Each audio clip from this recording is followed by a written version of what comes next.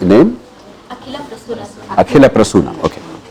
Sir, nowadays as we see in India, many of the youth are getting addicted to drugs and spoiling their lives. But in many countries, as we see, like Canada, Netherlands, Portugal, they are legalized drugs. But what is the steps to be taken in India to overcome this? Great question, Prasanna. I'm glad you asked this question. A lot of discussion is going on in this country on drugs. I personally believe that we got the policy wrong and we are creating a potential disaster in the country. Nobody wants drugs. I don't consume liquor, I don't consume drugs. All my life, I stayed away. Maybe I took 1 or 2 sips of beer or wine in all my life. There are no taboos, but otherwise, but the way we are proceeding is a very dangerous way. It doesn't help. There are 3 broad issues here. Issue 1, not all are drugs. Take ganja, cannabis. There is no evidence that it is addictive. Addiction means physical dependence medically. There is no evidence. If you enjoy it, if you get a bit high, you don't harm anybody, why am I bothered?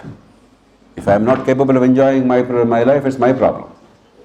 Who am I to stop you? As long as you see, what is the role of the government? Your freedom must not be at the cost of my freedom. If you exercise your freedom, I am hurt, then somebody must step in. That's why the great saying, your freedom, sir, ends where my nose begins. Just because I'm free, I can't simply go and hit the dean's nose. Then my freedom must be curtailed. Until that happens, I can do pretty much what I like. That is the essence of freedom. Now, if the fellow is enjoying something, it's not harming anybody, why are you interfering at all? So, ganja is a classic example. Because of the taboos, because there is a propensity to make illegal money in the country. Shah Rukh Khan is a Muslim. His son, he was found with 2 grams of cannabis. Whether he actually had it or not, that's a different, let's assume he found. Now is an opportunity, 15 crores for bail. What idiocy. And then front paper, endless publicity, shameless discussion.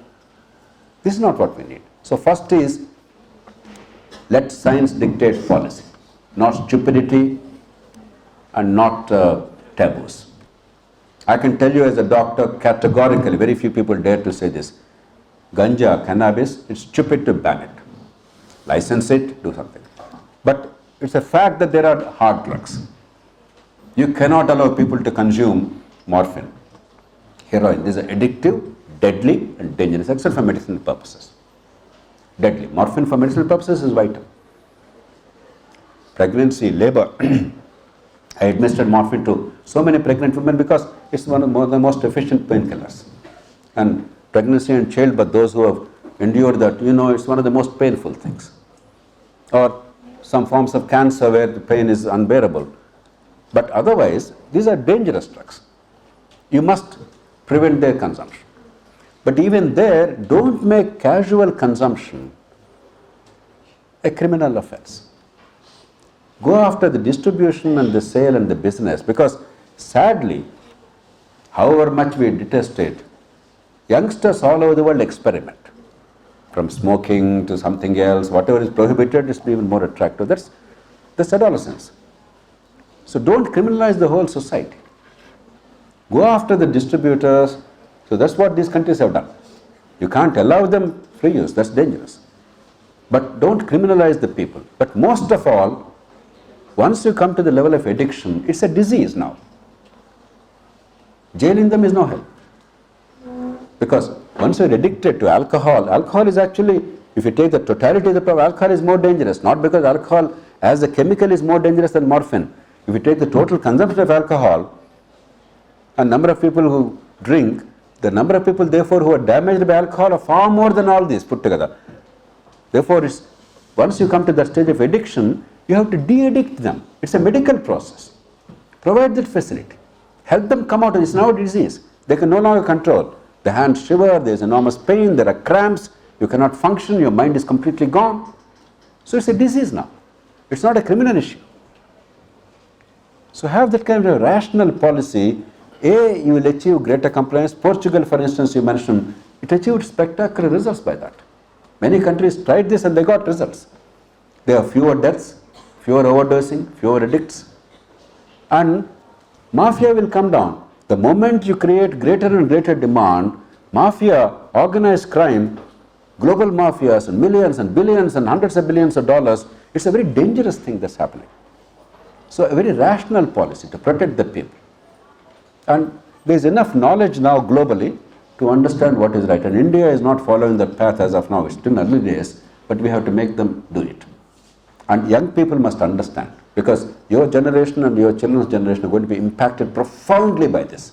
Sound policy, well implemented, is critical. Otherwise, you will create a whole country of crime lords and millions of people who are criminalized and millions who become addicts. So we are still not, many people say things are terrible, but it's still early days. If we now take steps, we can still protect our youngsters. And if we are careless, there is a tremendous danger, because remember, in a country where rule of law is very weak, if the law and the mechanism of enforcement is bad, it becomes a tremendous source of corruption. There is always that propensity. We must protect our people. Okay?